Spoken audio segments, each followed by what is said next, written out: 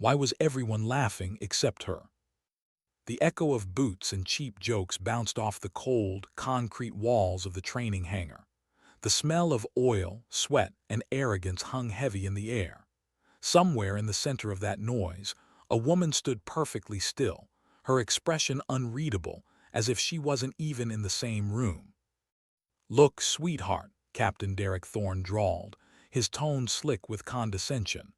"This isn't yoga class where you find your center. This is where men work, where we separate contenders from tourists." A ripple of forced laughter followed, echoing like metal clatter across the hangar. The other soldiers, young rangers mostly, mirrored his grin. It wasn't courage that held their smiles in place. It was survival. No one wanted to be the one who didn't laugh at the captain's jokes. At the center of it all stood Petty Officer First Class Maya Rosttova, her hands loosely at her sides, her boots planted in quiet defiance. Her dark hair was wound tight in a severe bun, a detail that said everything about her discipline without spectacle. She didn't blink, didn't flinch, didn't even shift her weight. She stood with the calm of someone who'd already been through hell and found it underwhelming. Her silence was a weapon, one Captain Thorne didn't know how to defend against. He thrived on reaction. He wanted resistance to crush, emotion to mock, but her stillness, it unnerved him. Silence, he discovered, was louder than his authority.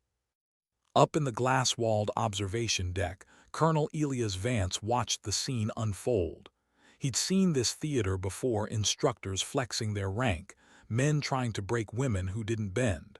But something about her stance pulled him in. It wasn't defiance. It was readiness. Feet shoulder-width apart, knees slightly bent, weight balanced on the balls of her feet, not rigid, not slack, a perfect midpoint between rest and eruption. Vance leaned forward, narrowing his eyes. That stance, he'd seen it before in a different kind of footage. The kind not meant for classrooms. The grainy, infrared kind from mountains half a world away, where Tier 1 operators hunted ghosts. That posture, calm, loose, predatory, didn't come from textbooks. It came from experience. Down below, Thorne barked again, eager to fill the void her silence created. "Tell you what," he said, motioning her forward. "You can be my demonstration partner. Let's show everyone how the Navy teaches combat, huh?" He grabbed her by the wrist with theatrical roughness, dragging her into position. His voice became a running monologue, explaining technique as if addressing a child. "Now, you see, in close-quarters combat, leverage is everything. If your opponent's bigger, you redirect there." He twisted her arm, forced her down, and for a moment too long drove his knee into her back, right near the base of her skull. It wasn't part of the demonstration. It was a message, a quiet one that said, "Know your place." A few gasps broke the silence. Even among the onlookers, there were lines you weren't supposed to cross. But Thorne wasn't listening. His grin widened. He'd humiliated her in front of everyone. That should have been the end of it. Then she moved. No words, no hesitation. She rolled her shoulders once, rose smoothly without her hands like the ground itself had pushed her back to standing. She dusted her uniform twice with neat, mechanical precision and looked at him. Not through him. At him. Her gaze was calm water, deep enough to drown in. Thorne's smirk faltered for half a heartbeat. Then he turned away, forcing a laugh. See, learning experience. But Vance had seen what the others hadn't. That motion, the effortless recovery, the exactness of every gesture, wasn't learned in a classroom. That was combat conditioning. The kind that only came from years of repetition, from drills where mistakes cost lives, not pride. When the training ended, Rostova said nothing. She walked off alone, her boots echoing softly on the concrete floor. The hangar buzzed behind her, gossip, confusion, whispered awe. But she didn't look back. She didn't need to. Silence again did all the talking. The next morning, tension filled the briefing room like static before a storm. The air smelled of burned coffee and brass polish. Rows of soldiers stood shoulder to shoulder, their attention fixed on the large screens that displayed the layout of the kill house. A maze of narrow rooms, stairwells, and simulated urban traps. "This is it," Thorne announced, packing in front of them like a self-appointed general. "Final evaluation. Full-scale hostage rescue simulation. Simunitions only, but expect pain. You screw up, you'll feel it." He paused for effect, eyes scanning the room before settling inevitably on her. "Alpha Team needs a point. That's the one who leads the breach, first in, first to face the threat. Requires aggression, instinct, and speed." His voice thickened with fake generosity. "Petty Officer Rosttova, you're up. Show us what the Navy taught you." The murmurs were instant. Even among the hardened Rangers, the message was clear. This was a setup. The point role was suicide if your team didn't trust you.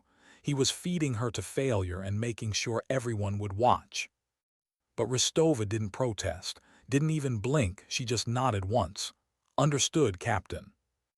Then she turned away, dismissing him completely, and walked toward the equipment rack. The other soldiers watched her, some with pity, others with morbid curiosity. They saw a lamb walking toward the slaughter. Colonel Vance, still in the observation deck, saw a wolf sharpening its claws. She moved through her pre-mission checks with ritual precision. Magazines click, seal. Safety catches, check. Gear straps tight, symmetrical. Breathing steady, deep, measured. Every motion economical, deliberate. She wasn't getting ready for a simulation. She was preparing for something sacred, an art form performed in violence. Vance exhaled slowly, almost whispering to himself. She's done this before. Down below, Thorne barked orders through his headset, but no one really heard him.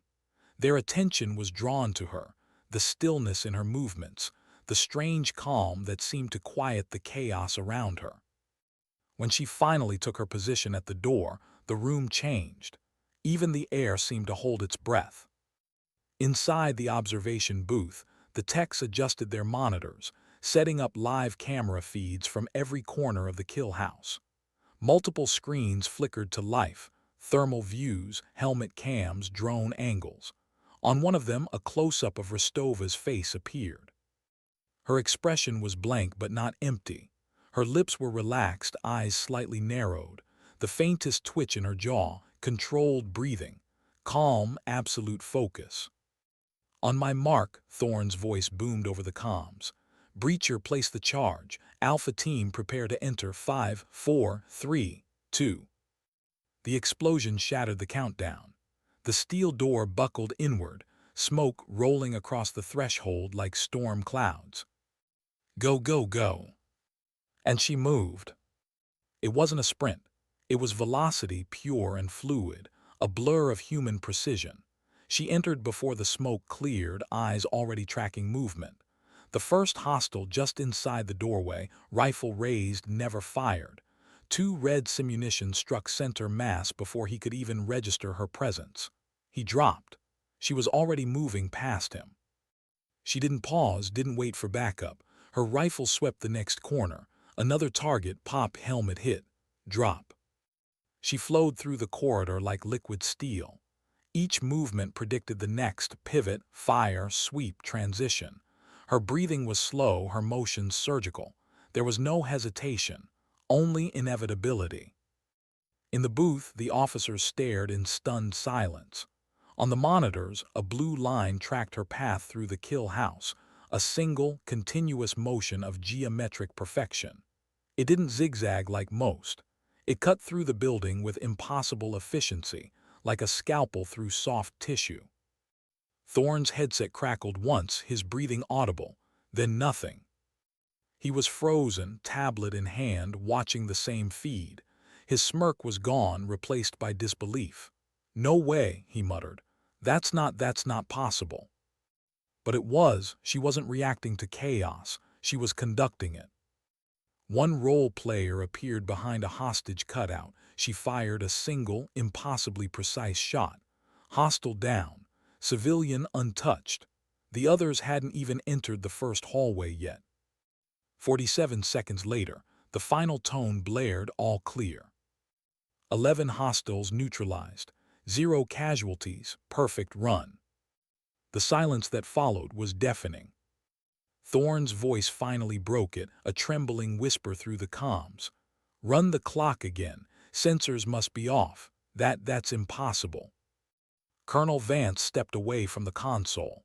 He said nothing. He didn't need to. Everyone in that booth knew they had just witnessed something extraordinary, something that didn't belong to training manuals or human averages. This was mastery in its purest form. Down on the floor, the rest of Alpha Team finally stumbled in, panting, confused. Rostova stood alone in the final room, ejecting her magazine, reloading with methodical precision. Calm, composed, her face unreadable. Thorne entered last, pale and hollow-eyed, still clutching his tablet like a lifeline. "That's not possible," he muttered again, as if repetition could make it true. Vance descended from the deck, boots echoing slowly with authority. The hangar seemed to hold its breath again. When he reached the kill house door, every eye turned toward him. He walked past Thorne without acknowledgement, heading straight for her. She turned, standing tall, ready to salute. He lifted a hand, stopping her. "Lieutenant," he said quietly to the young tech beside him, "pull up Petty Officer Rostova's service file. Authorization, Vance Echo Lima India Alpha Sierra. Read it aloud."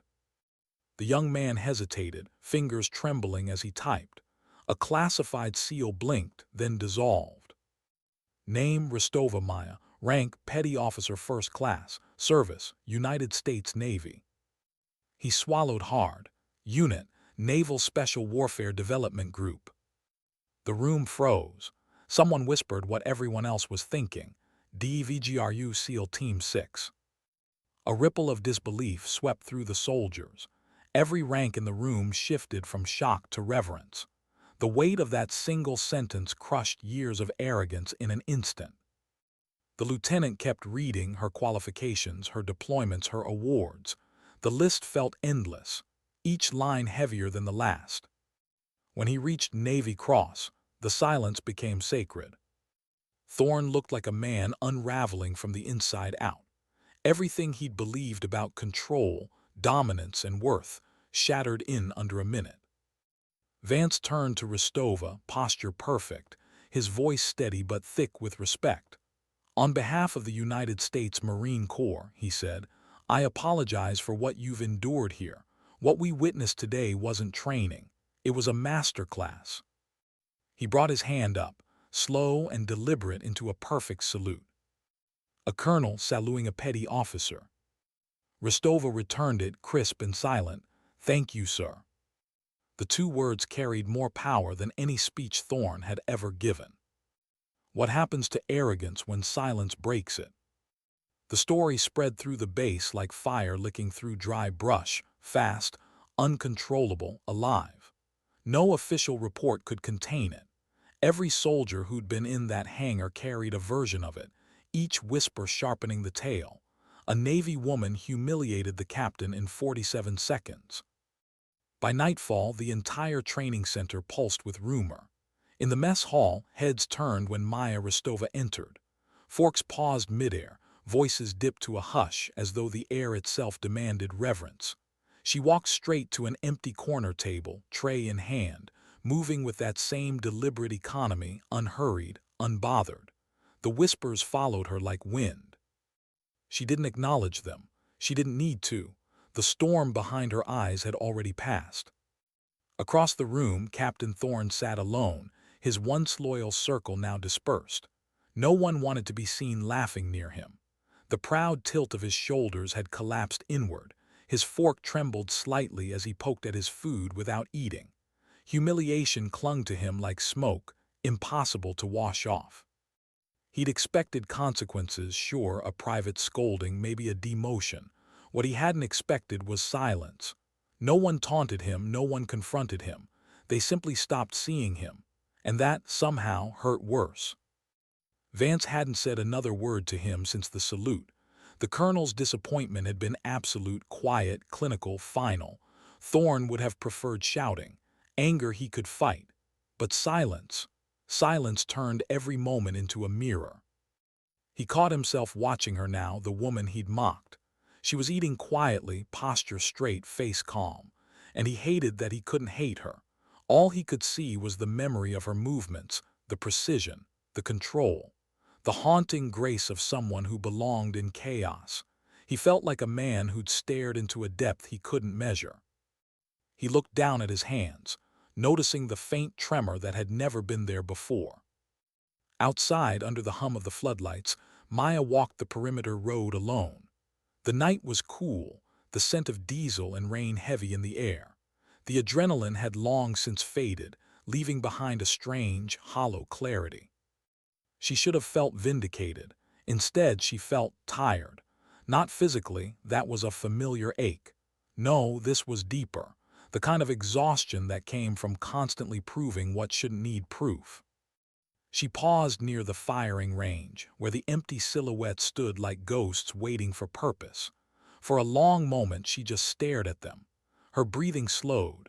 In the stillness, fragments of memory crept in, not from the day, but from years before.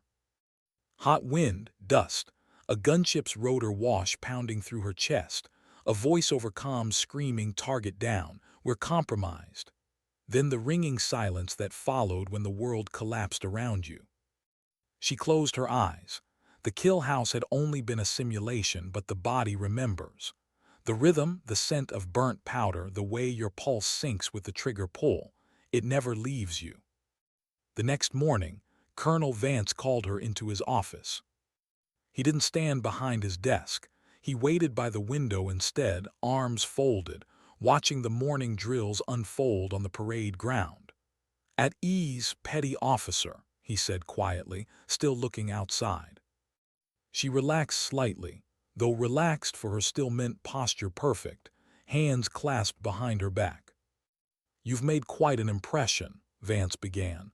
"Half the base is still talking about yesterday." "With respect, sir," she replied evenly, "I didn't intend to make one." "I know." He turned then, studying her with that sharp, assessing gaze. "That's why it matters." He gestured toward a chair. She didn't sit. He didn't insist. "You're DEVGRU," he said. It wasn't a question. "Why are you here, Maya? A Tier 1 operator doesn't just walk into a joint training course without reason." For the first time her composure shifted. A breath caught, subtle, almost imperceptible. "Orders, sir." "Whose?" "Classified." Vance nodded slowly. "Fair enough." He moved closer, lowering his voice. "Whatever the reason, you've just taught every man in that hangar more about leadership than I could in a year." "Leadership, sir?" she asked softly. "I wasn't leading anyone." "Exactly." His tone carried a faint smile. "You didn't need to." She didn't answer. The compliment didn't land. Praise had never interested her. She lived in the quiet space between acknowledgement and anonymity. Vance sighed. "You'll find most of them will treat you differently now. Some will admire you, some will resent you, some will just stare. My advice, let them. The story will outgrow you either way." She gave a short nod. "Understood, sir." He studied her one last time before turning back to the window. "You handled yourself with dignity yesterday. That's rare. Don't let the noise touch it." She saluted, precise and silent, and left. By the second day, Rostova's run had become shorthand across the base. Instructors referenced it in lectures. Recruits whispered about it between drills. 47 seconds became a mythical number, a new standard, unreachable yet motivating. The sign outside Kill House 4 had been unofficially altered with a strip of duct tape. Someone had written Rostova's run in thick black marker. No one took it down. But for Maya, life didn't change. She still showed up before dawn, trained alone, ran laps until the sun burned the fog off the hills. She never mentioned the event, never corrected anyone's version of it. It wasn't about proving Thorne wrong. It never had been. Meanwhile, Thorne's world was collapsing in slow motion. First came the official reprimand, formal, bureaucratic, signed by Vance himself. Then came the transfer orders, logistics, remote posting, a polite exile dressed as reassignment. He stood in his quarters the night before departure, staring at the single cardboard box on his bed, his career distilled into photographs, medals, and a single pair of scuffed boots. He picked up one of the photos, a younger version of himself, surrounded by his unit, grin confident, eyes bright. He didn't recognize that man anymore. In the silence, he heard echoes of his own voice from days ago, mocking, loud, empty. The sound made him wince. He sat on the bed, elbows on knees, and whispered to no one, "What the hell was I trying to prove?" There was no answer, just the hum of the fluorescent light above him and the faint sound of laughter from somewhere down the hall, the kind that didn't include him anymore. He rubbed his hands over his face, feeling the grit of sleepless nights. Maybe, he thought, this was the only way he could learn, stripped of applause, forced to face the hollow center of his pride. When dawn came, he packed the box, left the keys on the desk, and walked out without looking back. Weeks passed. Maya remained the same, quiet, precise, unshakable. But inside, something had shifted. It wasn't pride, it was clarity. The kill house hadn't been about vindication, it had been about control of self, of chaos, of emotion. And she realized how rare that control was. She saw it missing in the faces of young soldiers who came through training, eyes wide with eagerness, hands trembling with fear they'd never admit. They were learning to shoot, to fight, to survive, but no one was teaching them how to be still. So she began to, quietly, without orders. At first it was just one, a young Marine struggling on the range, shots scattering across the target. She didn't speak much. She simply stood beside him, adjusted his stance, corrected his grip, and said 3 words. "Breathe between beats." He nodded, tried again. Better. She stayed until the sun went down. By the end of the week he was hitting centermass groups. He thanked her. She just nodded once and walked away. Word spread. Soon, others sought her out, not for stories but for silence. They trained beside her, matching her rhythm, learning without being told. Her presence became a kind of quiet gravity that drew discipline out of chaos. Even Vance noticed. He watched from the observation deck one evening as a handful of recruits mirrored her movements on the range. No shouting, no orders, just quiet repetition. He smiled faintly. "That's how cultures change," he murmured. Far away, in the logistics outpost where Thorne had been reassigned, the desert wind carried dust across endless rows of shipping containers. It was a forgotten corner of the military, paperwork, supply manifests, silence.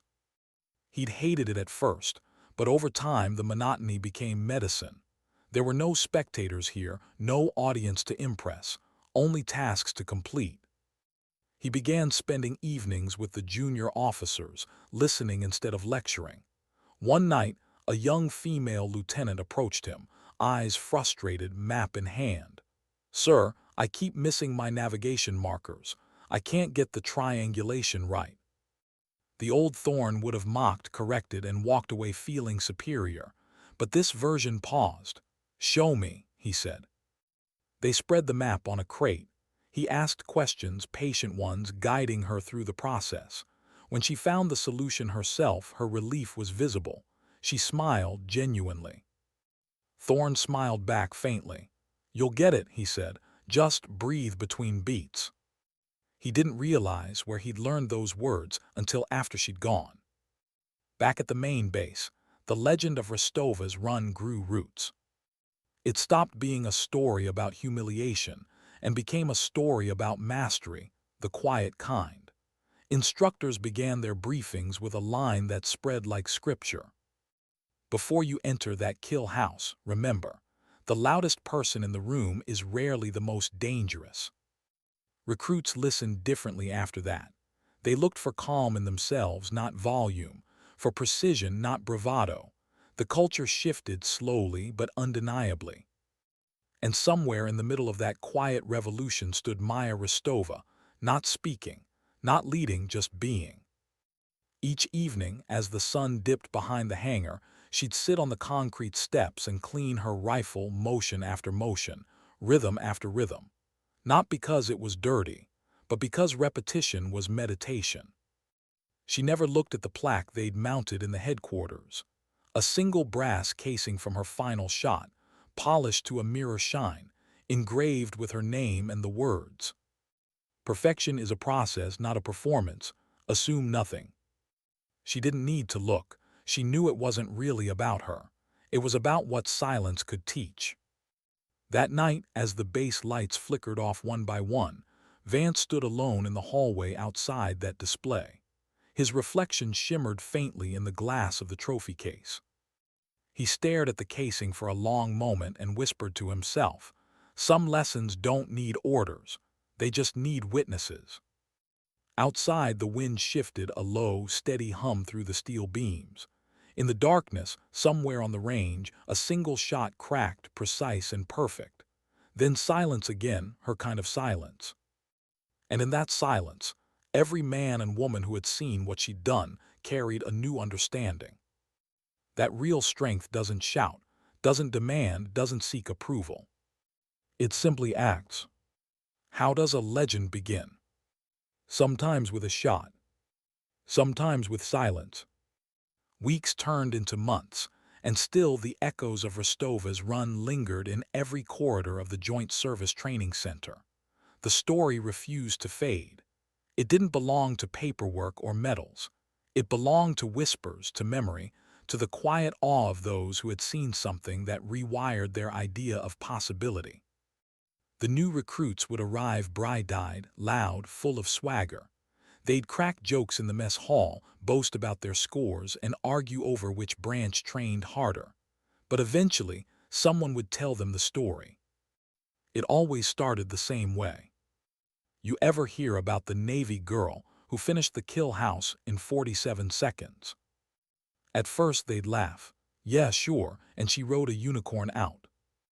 But then they'd see the plaque, the small polished brass casing under glass in the headquarters hallway. PO1 Maya Rosttova, 47 seconds.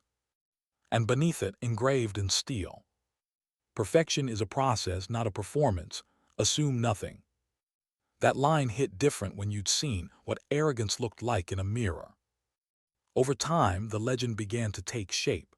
Details blurred, but the heart remained, the quiet woman no one respected, who walked into a rigged test and came out rewriting the definition of mastery. Some said she was special operations. Others claimed she'd been sent by Washington as an observer. Some whispered she wasn't even Navy anymore, she was off the books. It didn't matter which version they told. The moral was always the same: don't underestimate the quiet ones. Maya, meanwhile, never stayed long enough to see the legend grow. One gray morning, just before sunrise, a black SUV rolled up outside the barracks. The driver stepped out, crisp uniform, no insignia. He handed her a sealed folder. No words, just an understanding. She opened it slowly. The paper inside was thin, stamped with the kind of clearance that didn't need explanation. She read it once, folded it neatly, and slipped it into her jacket. When she turned to leave, a few soldiers nearby stopped mid-run, watching her. The morning fog curled around her boots as she walked toward the vehicle. None of them dared call out. None of them even knew what to say. She didn't wave, she didn't look back. She just disappeared into the mist. By the time the sun broke through, the SUV was gone, and with it, the quiet center of their storm. Months later, a convoy of new trainees arrived for another rotation at the center. The instructors led them on the usual orientation: firing range, obstacle course, simulation wing. When they reached Kill House 4, the instructor stopped, tapping the door with his palm. "You see this one," he said, voice steady. "We call it Rostova's Run." The recruits leaned in. "Who was that, sir?" He smiled faintly. "Someone who taught us that the most dangerous person in the room isn't the loudest. It's the one who doesn't need to prove anything." He didn't tell them the rest. He didn't need to. Every soldier eventually learned it the hard way. Meanwhile, far from the training grounds, in a corner of the world that didn't officially exist, Maya Rosttova stepped out of a transport aircraft onto a remote airstrip.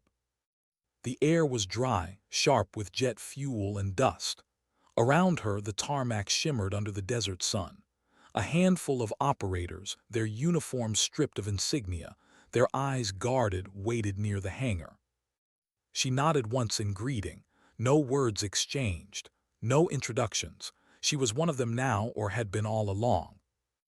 Inside the hangar, a mission board glowed under dim red light. Photographs, maps, intercepted comms, targets blurred by censorship. "Your role is Overwatch," said a man with graying hair, the team lead. "You'll operate solo, as usual."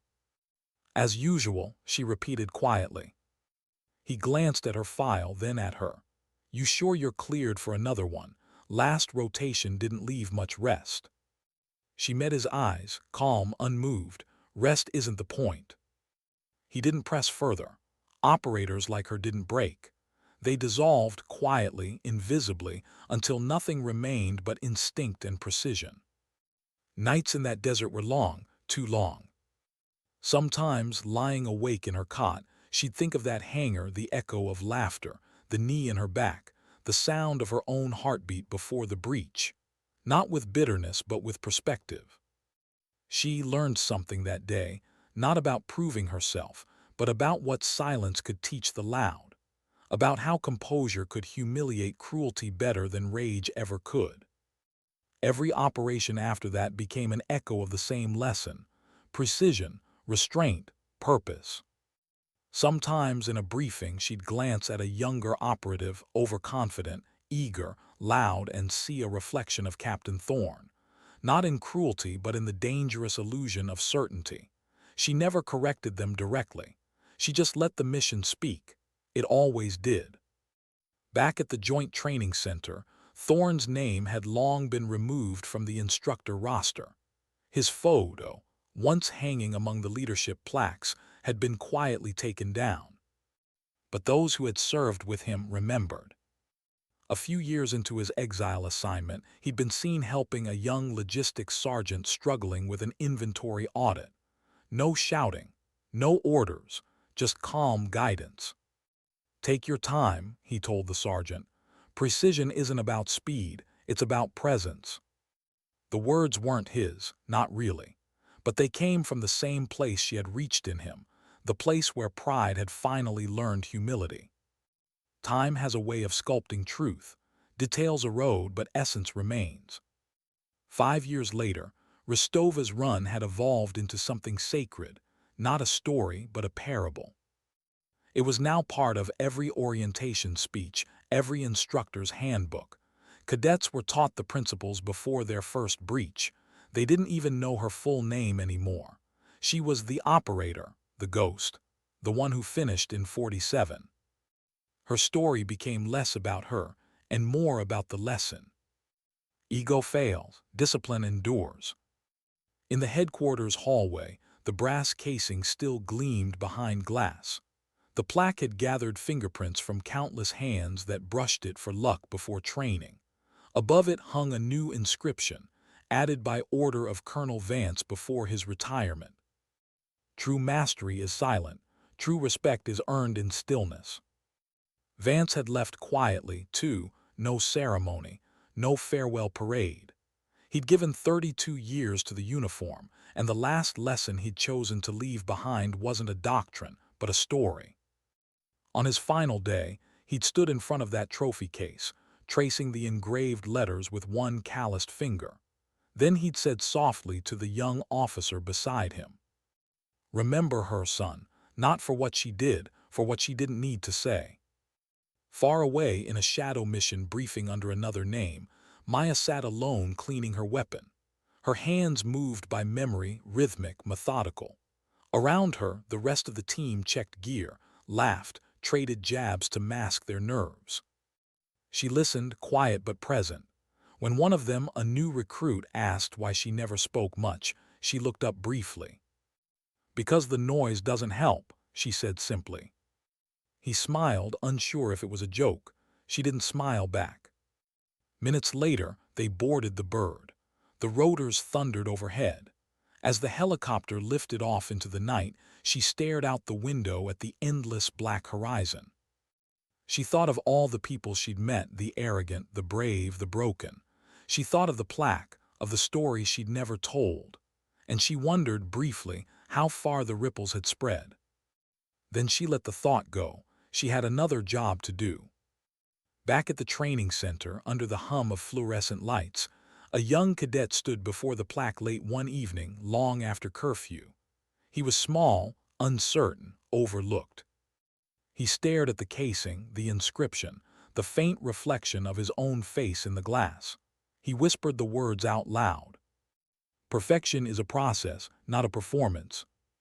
He didn't fully understand them yet, but something in those words stayed with him, something that would guide him long after the classroom, into places where sound didn't matter and only composure kept you alive. Years later, that same cadet would find himself in a real combat zone, heart pounding, chaos all around. He'd remember her story. He'd remember the silence. And in that stillness between breaths, he'd act calm, decisive, alive. That was how her legend survived. Not in medals, not in books, in the pause before the shot, in the quiet that steadied hands.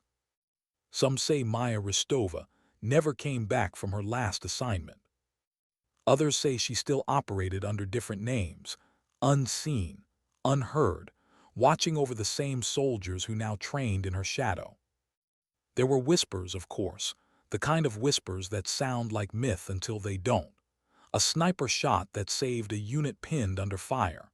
A rescue operation that ended before it began, targets neutralized before anyone knew she'd been there. No confirmation, no record, just outcomes. Quiet, efficient, unmistakably her. Years later, a journalist doing a story on unsung heroes of the armed forces visited the old training center. He asked about the plaque, about the name. The master sergeant guiding him chuckled, shaking his head. "Funny thing," he said, "everyone here knows the story, no one ever met her, but somehow every one of us has learned from her." He pointed at the casing. "That's not a trophy, son, that's a mirror. Look close enough and you'll see the kind of soldier you should be." That night, as the journalist left, the hallway was empty, save for the faint reflection of the brass catching the overhead light.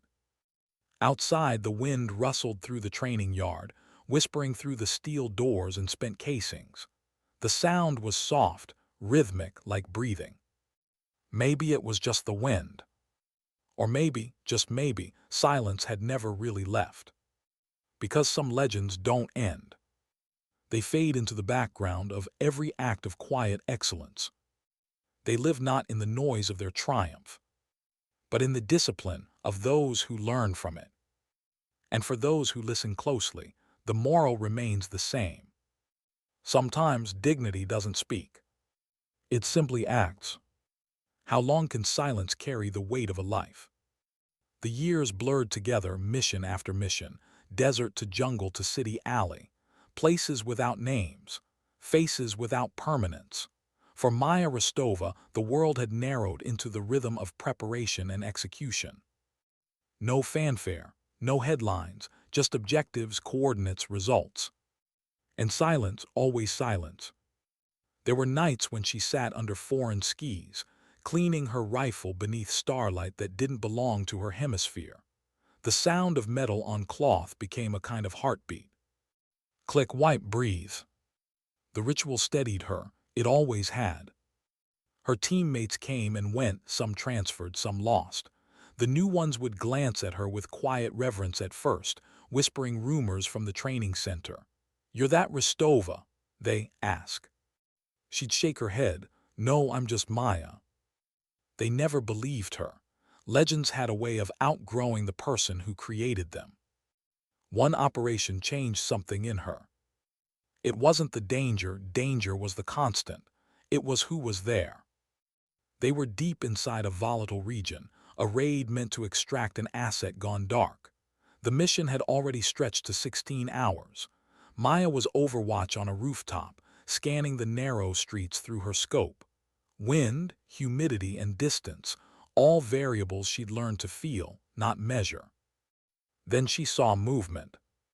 A shadow that shouldn't have been there. 2 o'clock, Allie moving fast, she whispered into comms. Copy that, came the reply from ground team leader. His voice carried fatigue. Visual confirmed. The firefight that followed was brief, brutal, controlled chaos. Her shots came calm, deliberate, each one an equation solved under pressure. But when the dust settled, when the shouting faded into the hiss of the radio static, something broke through the channel. A voice she hadn't heard in years. Low, familiar, controlled. Long time, Rosttova. She froze. That voice, older now, tempered by humility but unmistakable. Thorn. Captain no longer, he replied quietly. Just Derek, logistics division, embedded support. She almost didn't believe it. The universe, it seemed, had a dark sense of humor. He was the one coordinating supplies for the extraction team, the one who had indirectly kept her unit alive tonight. Years apart, their paths had intersected again. The silence between their transmissions felt heavier than any bullet. After the mission, she found him at the forward operating post, older, thinner, more grounded. The arrogance was gone. His handshake was quiet, his eyes steady. Didn't think I'd see you again, he said softly, least of all out here. Neither did I, she replied. He hesitated. I heard what they say about you, the stories. They're stories, she said, tone flat. Stories have edges, real life doesn't. He nodded slowly, understanding. Then, after a long pause, he said, you were right, you know, back then. I just didn't have the sense to see it. She didn't answer, but for the first time in a long while, she allowed a faint, almost imperceptible smile. That meeting didn't make them friends. It made them equals. He returned to his base, she to hers, yet something shifted. Thorn began carrying himself differently, not as a man running from disgrace, but as someone finally living by a truth he'd once ignored. He started teaching again, not in classrooms but in the field, quiet mentorship, precision over pride. He quoted her lessons without nomming her, breathed between beats. Noise doesn't help. Presence is everything. And every so often, somewhere on the planet, she'd hear her own words echoed back through soldiers she'd never met. Maya's next deployment took her to the mountains, snow, thin air, long silences, the kind of environment that punished hesitation. The mission was surgical: locate, confirm, extract. Nothing more, but something went wrong. A calm blackout, a missing drone feed, a storm rolling in faster than forecast. She found herself alone, halfway up a jagged ridge, radio crackling and static. Night falling.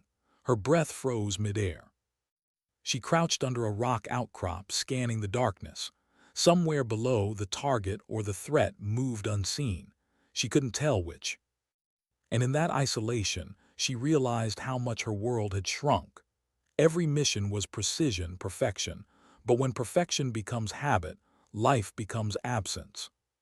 She'd spent years mastering silence until it became all she had left. The thought lingered like frost. What did mastery mean if no one ever heard the music? Morning broke with a muted dawn. The storm had buried half her gear. She moved downhill carefully, senses tuned to every whisper of wind. When she reached the extraction point, the team was waiting, silent, professional. No one asked questions. No one had to. But that night back at base, she sat awake, staring at the flickering tent light.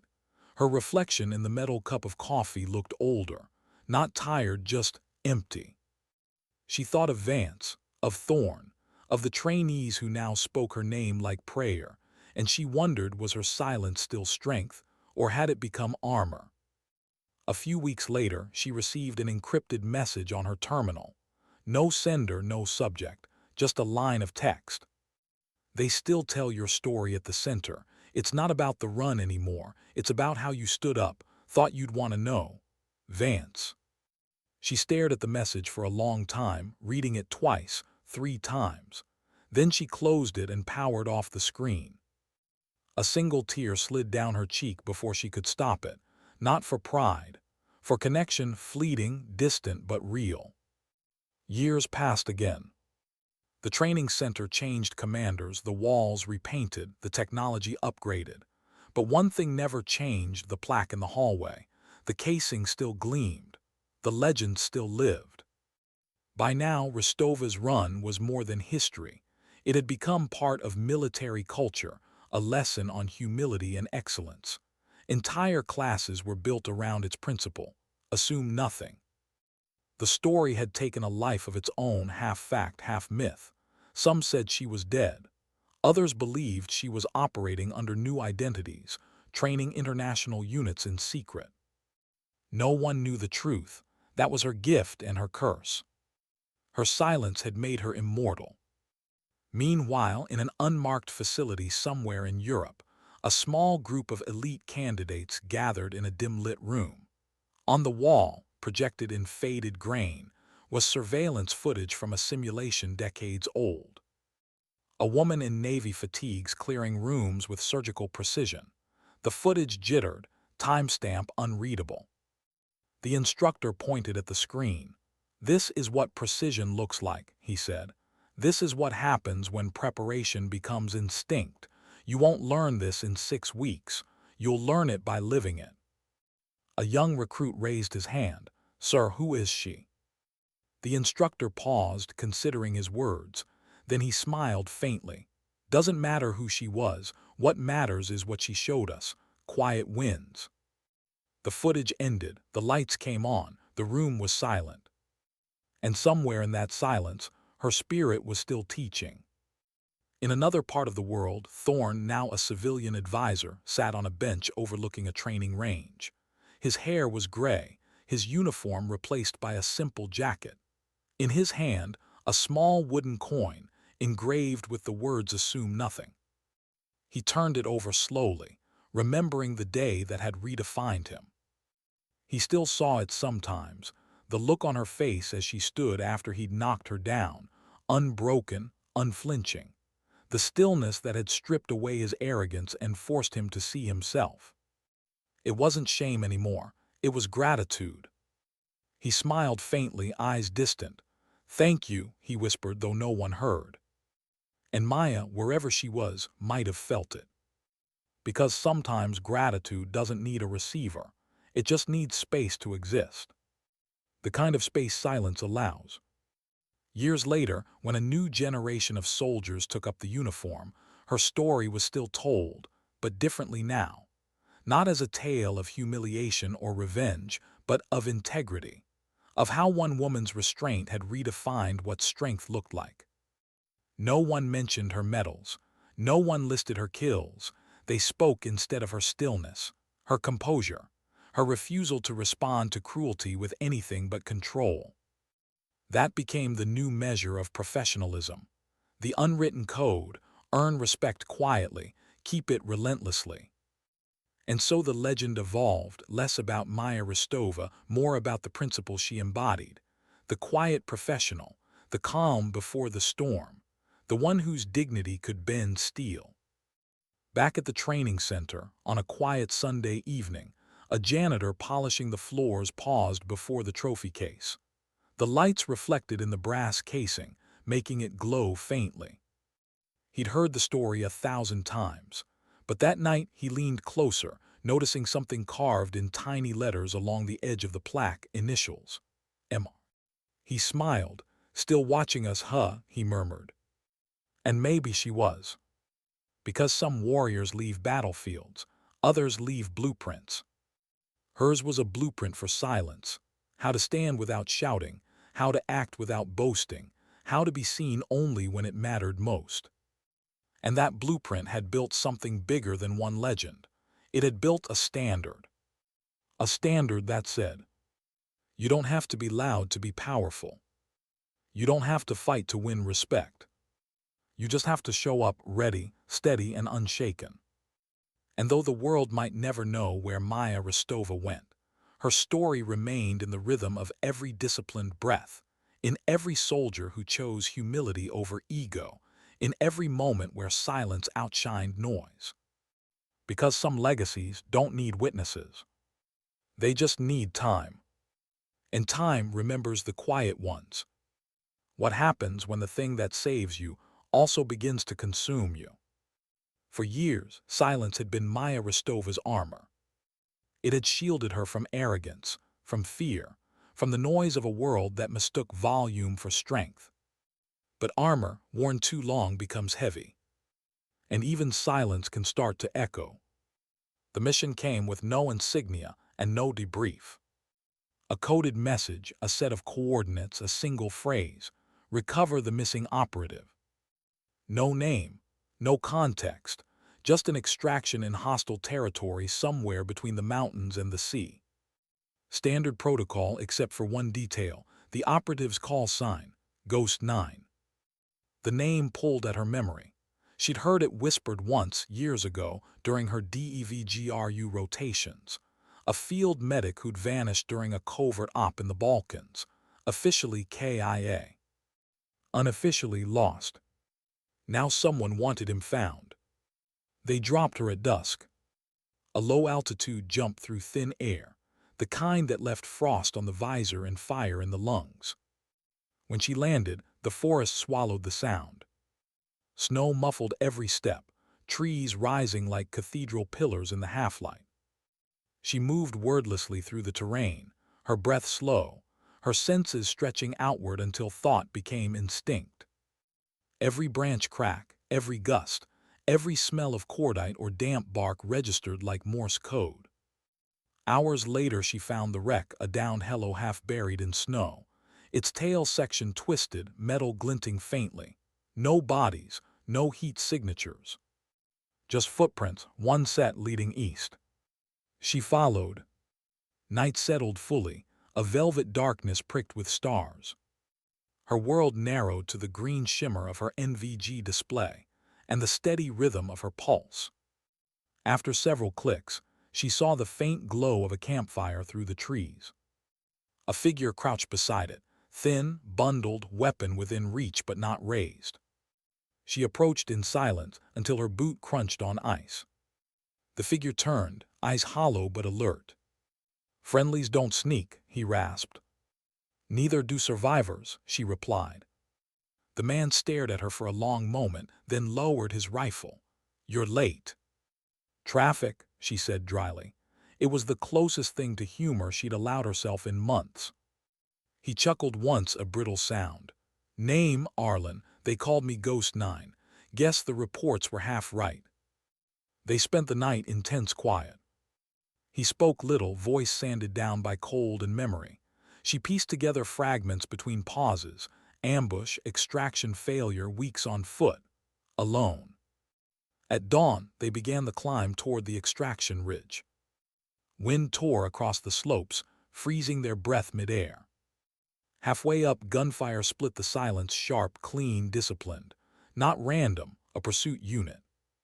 "Move," she barked, breaking cover. They ran, weaving through rock and snow until a round grazed his leg and dropped him to one knee. She turned, firing controlled bursts, 2 targets down, another suppressing. "Can you walk?" "I can crawl." She slung his arm over her shoulder, weight pressing into her ribs. Step by step, she dragged him up the incline until the ridge opened before them and the waiting glow of a signal beacon. "Go," she said, setting him against the rock. "What about you?" "I'll cover." She dropped to a knee, rifle steady, breath slow. Her shots were rhythm, not reaction, each one cutting the pursuit tighter until only the wind answered back. Then the exfil bird appeared, rotor wash scattering snow into blinding halos.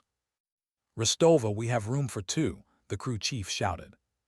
She turned to Arlen. "You first." He hesitated. "You'll miss the window."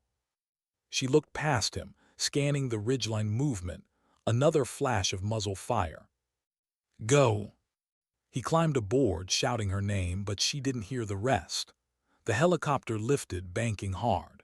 She fired 3 more controlled bursts, then felt the recoil jam against her shoulder, a hit to her armor plate, heavy but not fatal. The bird circled back, but she waved it off, signaling clear skies. Then she disappeared into the tree line before they could disobey. 2 days later, a rescue team returned. No sign of struggle, no tracks, just a small circle in the snow where someone had sat, cross-legged, cleaning a rifle. And carved into the ice beside it, 3 words. Noise kills clarity. Back at command, Arlen gave his report. She stayed behind, he said quietly. Said she'd cover us. We tried to go back. His voice faltered. They said the storm made it impossible. He looked up at the officer in charge. But she's alive, I know it. The officer's expression softened. Sometimes knowing is the only thing we get. Months passed, no confirmation, no remains. Her file moved from active duty to missing, presumed retired. Vance, long since out of uniform, received the notice in a plain envelope. He read it once, folded it carefully, and slipped it into the back of a leather notebook. He didn't believe it either. At the training center, the myth transformed again. Now recruits spoke of the silent return, the operator who vanished but whose lessons kept appearing in field manuals, in doctrine, in unspoken rituals. Instructors noticed new habits spreading among trainees, shorter briefings, calmer responses, deliberate movements. No one ordered it, it simply happened. Someone pinned a new line beneath her plaque. Noise kills clarity. No one admitted carving it. Everyone respected it. Somewhere in the world, maybe far from any map, a woman walked along a shoreline at dusk. Her uniform was gone, her rifle traded for a camera. The waves whispered like radio static. She lifted the lens, focusing on a group of seabirds lifting off the water in perfect formation. Movement, timing, instinct, the same language she'd always spoken, just quieter now. She took the shot, then lowered the camera. The sound of the shutter reminded her of a trigger pull, clean, final, precise. For the first time in years, she smiled without reserve. Sometimes at night she still dreamt of the hangar, the laughter, the knee in her back, the rising calm that had changed everything. But in the dream, it no longer hurt. She simply stood, brushed off the dust, and walked forward into light. In another corner of the world, Thorne visited a small memorial garden built for fallen instructors. Among the plaques was a simple one without a date, just initials, MR. He placed a coin at its base. Then he spoke softly, as though to an old friend. "You taught me that silence isn't weakness," he said. "It's focus, it's grace." He straightened, exhaled, and smiled faintly. "Wherever you are, thank you." The wind carried the words away, scattering them across the trees. At dusk, the last light of the day touched the training center's hallway windows, bathing the brass casing in gold. New recruits walked past, boots echoing. One of them stopped, reading the engraved line aloud for the first time. "Perfection is a process, not a performance." Another added quietly, "Noise kills clarity." The instructor nearby nodded. "Remember those, they're all you'll ever need." The recruits saluted the plaque before stepping into the kill house. Somewhere inside, the simulation countdown began. 5, 4, 3. And with the breach charge's crack, another generation carried her rhythm forward. Legends fade, but lessons remain. And sometimes the truest victory isn't survival, it's the echo of discipline left behind. Because silence, when earned, doesn't mean absence. It means mastery. What remains after a legend disappears? Not medals, not the noise of praise. Only the shape she left behind in other people. Months after Maya's last mission, the training center had settled into routine again. New recruits rotated in, new instructors replaced the old, and the world kept moving. Yet something invisible had changed. The cadence of command was quieter now. Orders came cleaner, briefer. Arguments died faster. Even the air between drills seemed steadier. They called it the Rosttova effect. No one wrote it down, but everyone felt it, a discipline that had outlived its teacher. Colonel Elias Vance had retired to a small town near the coast. Most mornings he walked the pier before sunrise, the same hour he used to brief his men. He told himself he was finished with the uniform, that the wars were over. But sometimes, when the fog hung low over the water, he caught himself scanning the horizon the way he once watched kill-house monitors, alert, searching, waiting for a sign that silence could still speak. One morning, as gulls scattered over the tide, a letter arrived. No return address. Inside was a single photograph. A coastline he didn't recognize. In the center, a figure standing at the water's edge, face turned away, camera in hand. At the bottom corner, faint initials, M. He stared at it for a long time, the sound of waves replacing the drumbeat of memory. Then he placed the photo on his mantle beside his service medals and whispered, "Still teaching, aren't you?" At the training center, Thorne, now promoted to a civilian consultant, had taken on an unexpected role, mentorship officer. His students knew the stories, but few realized he was that Captain Thorne. He never confirmed it. He simply taught with patience that bordered on reverence. During one class, a young officer grew frustrated with her score on the range, slamming the rifle onto the table. Thorne walked over, calm, voice low. "You're fighting the weapon," he said. She frowned. "It's the trigger, too stiff." "No," he said. "It's your breathing. You're holding it hostage." He positioned her hands, guided her stance, then said the words that had reshaped his life. "Breathe between beats." She exhaled, focused, fired. Perfect center mass grouping. When she turned, surprised, he smiled faintly. "Someone taught me that once," he said. "She taught a lot of us, even if we never met her." Elsewhere, across oceans and languages, Maya's lessons began appearing in places no one expected. A Special Forces manual in another country quoted her line anonymously, "Noise kills clarity." A leadership seminar at a corporate retreat played the audio from her 47-second run as a metaphor for focus under pressure. And in a university ethics class, a professor told the story of the quiet operator as a study in dignity versus ego. The myth had outgrown the uniform entirely. Her silence had crossed borders. But while the world shaped her into legend, somewhere, far from bases and plaques, Maya lived quietly among civilians.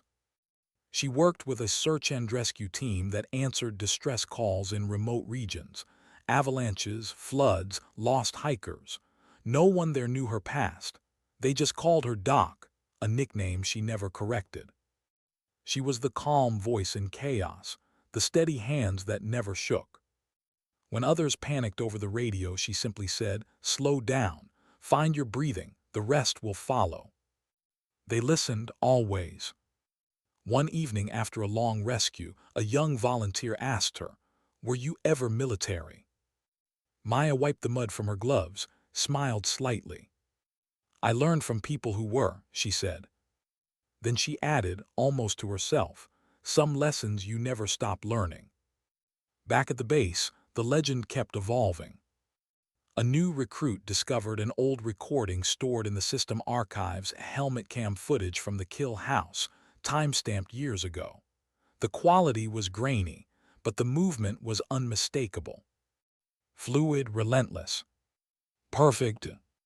They replayed it over and over, mesmerized by the precision. 47 seconds, one whispered. She didn't even look rushed. No, another said softly. She looked at peace. And that was what struck them most, not the speed, not the marksmanship, the peace.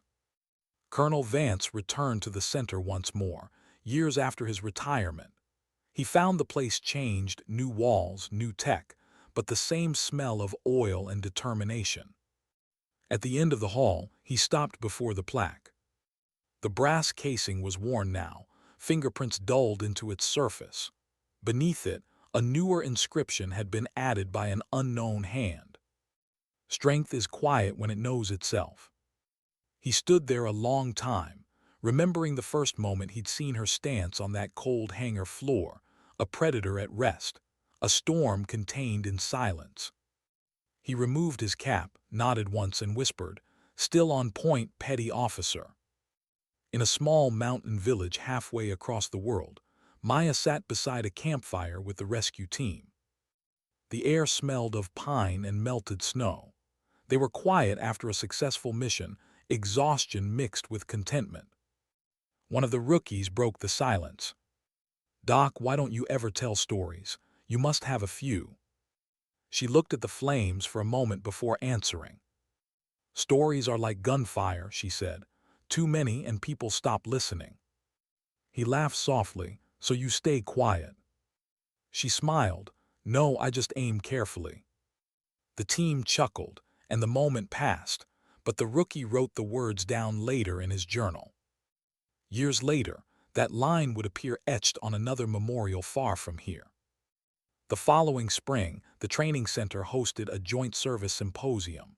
Veterans, instructors, young officers, generations meeting under one roof. Thorne spoke near the end of the day, addressing a hall filled with new cadets. "When I was young," he began, "I thought leadership was noise, orders, presence, control. Then I met someone who taught me that real control starts with listening." He paused, scanning the audience. "You've all heard her name. You know the story. But what you don't know is that her greatest victory wasn't in that kill house. It was what she left behind in us." He stepped back, letting the room absorb it. No applause, just quiet. The right kind. That night as the symposium ended, a courier handed Thorne a small envelope with no sender. Inside, a single photo, same one Vance had received months earlier, and a note written in clean, even script. "Don't chase echoes, live the lesson, M." He smiled, folded the note, and slipped it into his pocket. Some ghosts, he realized, don't haunt, they guide. Years flowed onward. Technology changed, wars shifted, uniforms evolved. But at the core of every training manual, every briefing, every whispered piece of advice between operators before a mission, her voice remained not heard but felt. A calm reminder beneath the adrenaline: focus, breathe, noise kills clarity. Some evenings, recruits gathered near the trophy case after hours. The lights dim, the hall quiet. They'd stand there, tracing the engraved words with their fingertips. One of them would finally ask, "Do you think she was real?" And someone older, an instructor, a veteran, would answer, "Real enough to change the way we fight." Then softer, "And the way we live." Far away, on another coastline, Maya stood watching the sunset bleed into the water. Her camera hung at her side, untouched. For the first time in years, she didn't feel the need to capture the moment. The wind off the waves carried the scent of salt and the faint metallic tang of memory. She closed her eyes, breathing slow, feeling the rhythm she'd taught so many others. In the quiet between heartbeats, she whispered the truth that had taken her a lifetime to learn. Silence isn't the absence of sound, it's the presence of purpose. Back at the training center that same night, the lights flickered across the hallway plaque. The casing caught the glow for an instant, a tiny flash like a signal. No one saw it. But if they had, they might have sworn it looked like acknowledgement, a salute returned across distance and years. Because legends don't live forever. Principles do. And so the story of Maya Rosttova became less about a soldier and more about a way of being, a language of stillness, learned by anyone willing to listen. On firing ranges, in classrooms, in boardrooms, in hospitals. Everywhere people struggled to steady their hands before doing something that mattered. Each time they paused just for a heartbeat and breath between beats, she was there. Not as memory, as method. Because in the end, she had never been chasing glory. She had been proving a point that only silence could hold. That true strength isn't found in dominance or noise or recognition. It's found in composure, in the quiet certainty of someone who knows exactly what they stand for, even when no one is watching. The wind shifts, the tide rolls, the years move on. But somewhere across all the distances she crossed, one truth remains. Sometimes dignity doesn't speak. It simply acts. What happens to a lesson when its teacher is gone? It migrates quietly from one heart to another. 10 years after Rostova's run, the training center looked nothing like it had when she first walked its floors. New composite walls replaced the old concrete. Digital projectors traced virtual rooms across holographic grids. And yet, in the middle of all that technology, one thing hadn't changed. The brass casing gleaming under a single spotlight. Cadets still paused there before their final evaluation. Some touched the glass for luck, some whispered the words engraved beneath. Perfection is a process, not a performance. Assume nothing. No one questioned why that mattered. They simply felt it. Colonel Vance had passed away the previous winter, his ashes scattered over the coastline he used to walk. At his memorial, the eulogy was brief. A young instructor quoted his favorite line, "True mastery is silent." Then the room held a full minute of silence, not as formality, but as gratitude. In that stillness, people swore they could hear waves. Thorne attended the service in civilian clothes. Gray-haired now, slower but lighter somehow. After the crowd dispersed, he remained by the pier where the ashes had touched the water. The tide was calm. He spoke softly, almost a confession. "You were right, Elias, she never left. We all just learned to listen." He took a small object from his pocket, a copy of the coin she'd once inspired, and dropped it into the sea. It sank without a ripple. Perfect. Far away, in a mountain rescue station, Maya tightened the strap of a medical pack and listened to the radio crackle with distress coordinates. Avalanche victims, 3 climbers trapped in a frozen chute. She didn't hesitate. Action was still her first language. The climb was brutal, ice shards cutting through gloves, snow blinding every other step. Her team lagged behind, breath ragged. But she moved steadily, methodically, each foothold exact. When they reached the site, 2 of the climbers were alive, 1 unconscious. She checked vitals, adjusted airways, wrapped thermal foil. "Doc," one rescuer shouted, "the storm's closing in." She looked up at the wall of white approaching through the valley. Then she smiled faintly. "Then we moved through it." They made it back hours later, frozen, battered, alive.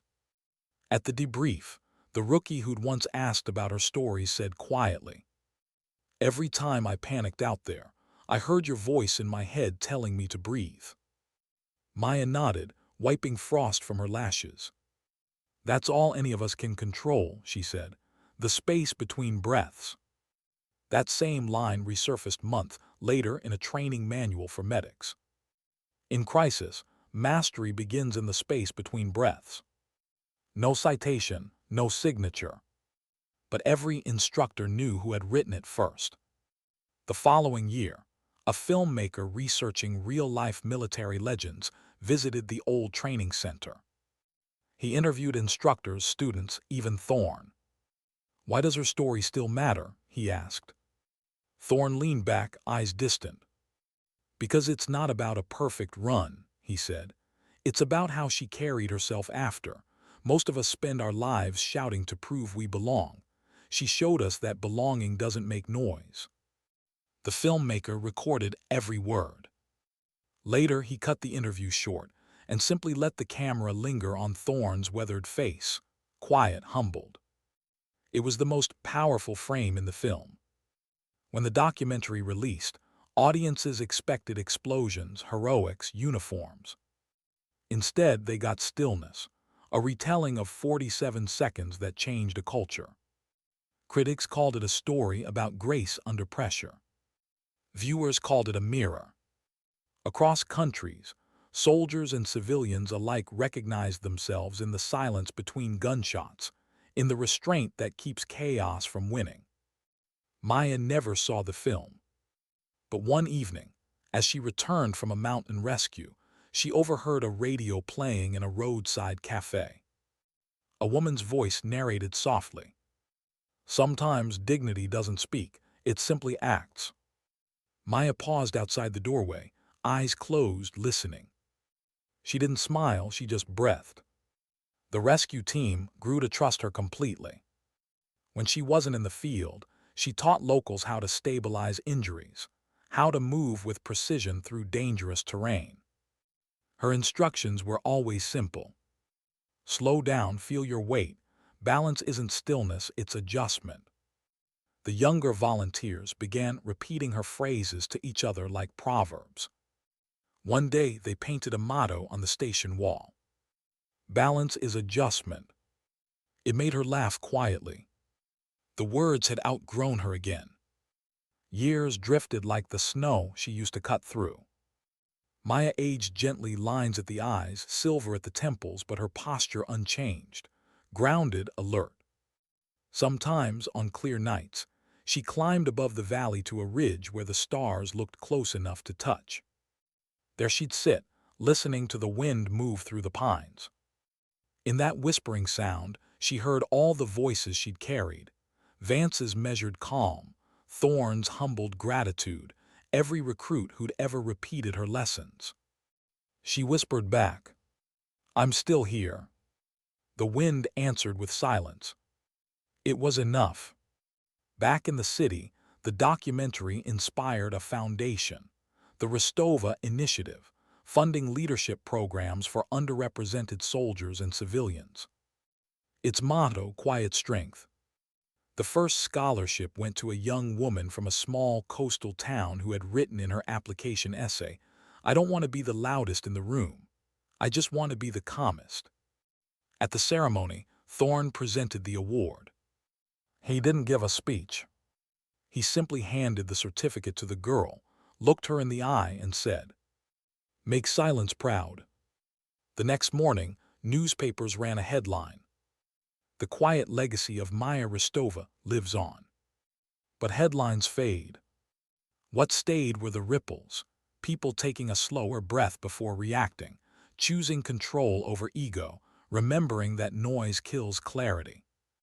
On the anniversary of her 47-second run, the training center dimmed its lights at precisely the same minute the breach charge had detonated years ago. For 47 seconds, the entire compound went still. No drills, no commands, no voices. Just quiet. Then the lights returned and life resumed, cleaner, somehow steadier.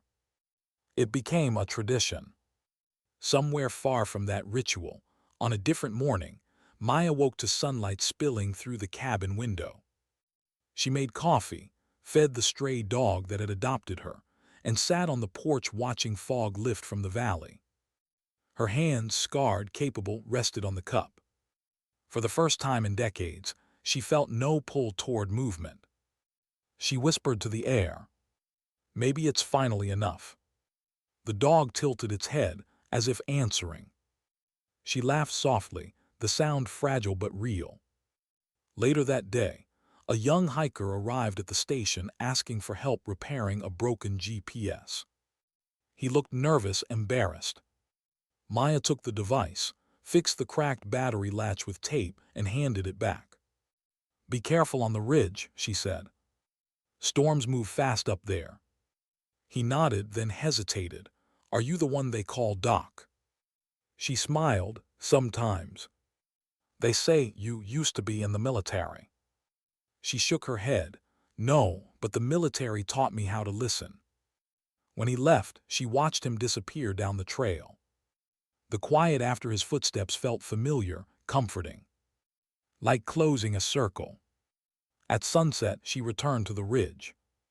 The horizon glowed orange and violet, the kind of light that makes the world feel suspended. She took out her old camera, framed the sky, and pressed the shutter. The click echoed softly. She whispered 47 seconds, not as a boast, but as a memory of balance, of precision and peace. Then she lowered the camera and simply watched the light fade. For the first time, she didn't need to capture it. The moment already belonged to her. Down in the valley, far away but connected by memory, recruits at the training center finished another day's drills. The instructor called them to attention, and before dismissing, said the same line they'd all learned to repeat. "What is the first rule?" They answered in unison, steady and proud. "Assume nothing." "And the second?" "Noise kills clarity." The instructor nodded. "Then go earn your silence." Boots shuffled, doors open, life moved forward. But the echo of those words lingered in the air long after the last light went out. Because that was her true legacy. Not a run, not a medal, not even a name. A way of moving through the world. Quiet, deliberate, unbreakable. A reminder that the calmest hand can change the course of storms. And somewhere in the hush between heartbeats, her voice still lived. Steady, patient guiding. Breathe between beats. Focus. Act. What does a legacy sound like when it no longer needs a name? Maybe it's the hum of discipline in a recruit's breath. Maybe it's the silence before a choice. Maybe it's nothing at all, and that's the point. Winter came early to the mountain valley that year. The air carried the metallic taste of snow, and the sky hung low enough to touch. Inside the rescue station, Maya packed her gear as another storm warning flickered across the radio. Her team had already stood down, roads impassable, comms unstable. But one distress call slipped through before the blackout, a missing hiker trapped somewhere near the ridge. She stared at the coordinates glowing faintly on the screen. The same ridge where she'd taken her last photograph. She didn't hesitate. Some lessons don't fade. They answer instinctively. The ascent was slow, brutal. Wind screamed through the pines, snowflakes slicing sideways like tiny blades. Her flashlight beam danced across the dark, white, then shadow, then nothing. Hours passed, then she saw it, a flicker of red fabric half buried near a rock face. She dropped to her knees, digging with gloved hands until she uncovered a body barely conscious, pulse weak but present. "Hey," she said, voice calm but firm, "stay with me." The hiker's eyes fluttered open. I thought I wouldn't make it." "You already did," she said. "Now let's keep it that way." She secured the thermal wrap, checked vitals again, then keyed the radio. Static, dead line. She was alone. She looked up at the ridge, the storm worsening, horizon vanishing in white. Then she took a slow breath, steadying her heart rate. This wasn't new. It was just another kind of battlefield. By dawn, the storm had calmed. The rescue chopper found them near a frozen stream, the hiker alive, Maya sitting upright beside him, body leaning slightly forward as if she'd just finished speaking. Her eyes were closed. Her hands still held the radio. There was no struggle, no fear. Only stillness, perfect, composed. The team carried her home with reverence. No ceremony, no press. Just quiet respect. They buried her, overlooking the valley she'd protected for years. No headstone, just a wooden marker engraved with 3 words she'd once whispered to a recruit. Balance is adjustment. News of her passing spread slowly, word by word, like ripples through still water. First to the rescue teams. Then across military circles. Then into the wider world, where her name had become myth. Colonel Thorne received the message in his small coastal home. He read it twice before setting the paper down and staring out the window at the horizon she used to chase. For a long time, he said nothing. Then softly, she finally stopped running. But he didn't mean it as loss. He meant it as peace. A month later, the training center held a remembrance. The auditorium lights dimmed to black. On the projection screen, the old footage played again, the 47-second run. No commentary, no sound but breath, metal, and motion. When it ended, Thorne stepped onto the stage. He looked out at the young faces, soldiers, cadets, civilians, all waiting. He took a deep breath and said, "She taught us something I never understood until too late. We spend our lives learning how to fight. She spent hers learning how to stop fighting without surrendering, and that is harder." He paused, scanning the audience. "She showed us that silence isn't weakness. It's control. It's clarity. It's the space between what happens to you and how you answer back." His voice cracked slightly at the end, but no one minded. When he stepped down, the hall erupted not in applause, but in a long, collective silence. The kind that meant everyone understood. Years passed again. The world changed, as it always does. But her story never left. The Rosttova initiative grew into a global foundation, not just for soldiers, but for first responders, medics, and crisis leaders. Its training manuals quoted her philosophy word for word. Control your breath, control your outcome. Noise kills clarity. Dignity acts. Each quote came with the same credit: Mr. Navy SEAL Ret. The name that once belonged to a rumor now stood for discipline. One spring, Thorne visited the mountain valley where she'd lived.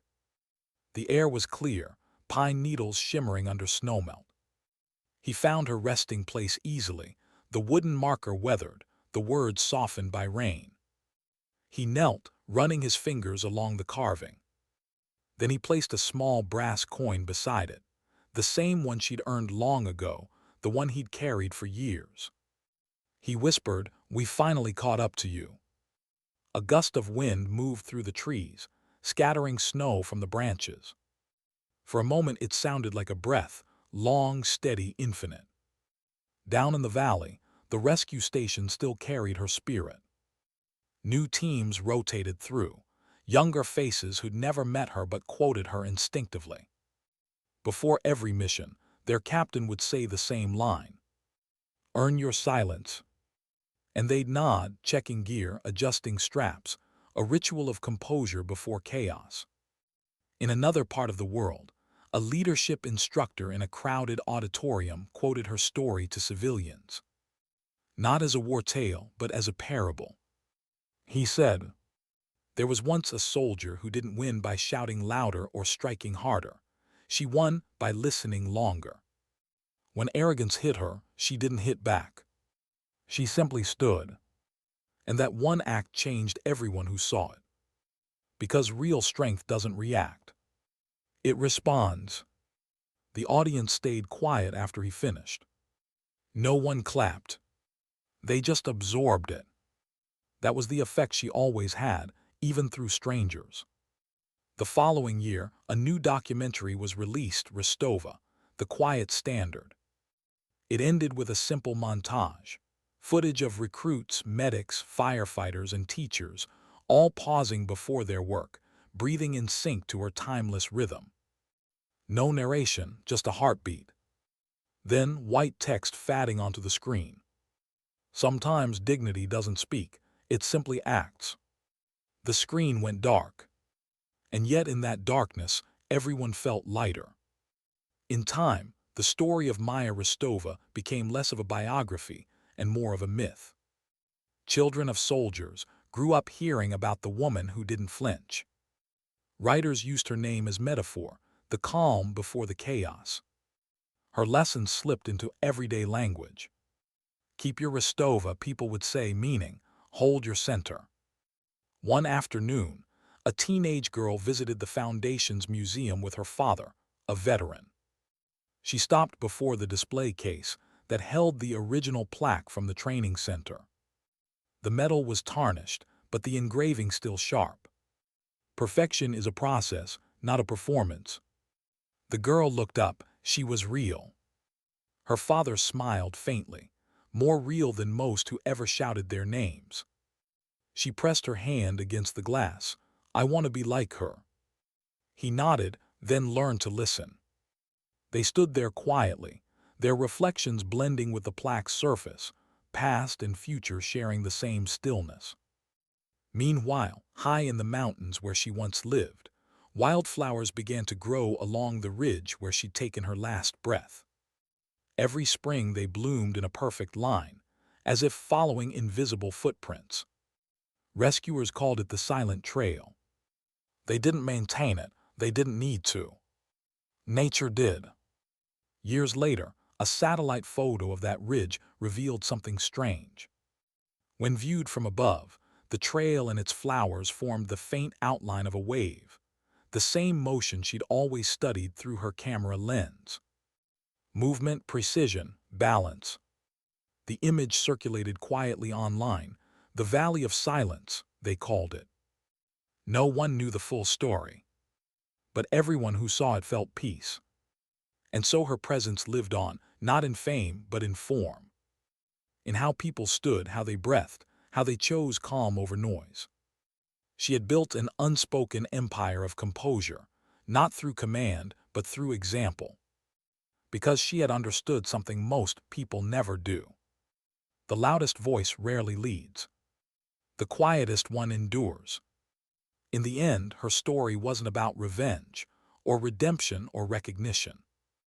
It was about balance between strength and restraint, control and surrender, sound and silence. She had been broken once, but she learned that brokenness wasn't the end. It was an opening, a crack wide enough for humility to enter. And through that humility, she had found peace. The kind that doesn't shout. The kind that simply is. Some say ghosts haunt the places they can't let go of. But Maya's spirit never haunted. It guided. In every breath of every soldier who steadied a rifle, every medic who calmed a heartbeat, every teacher who paused before speaking, she was there. A shadow of discipline. A light made of quiet. If she could speak one last time, perhaps she would have said this. Strength isn't about holding your ground. It's about knowing when to stand still and when to move. The storm doesn't define you, your stillness does. And if there's a lesson she left behind, it's not one that belongs only to the military. It belongs to anyone who's ever faced chaos and chosen control. Anyone who's ever swallowed anger and stood taller instead.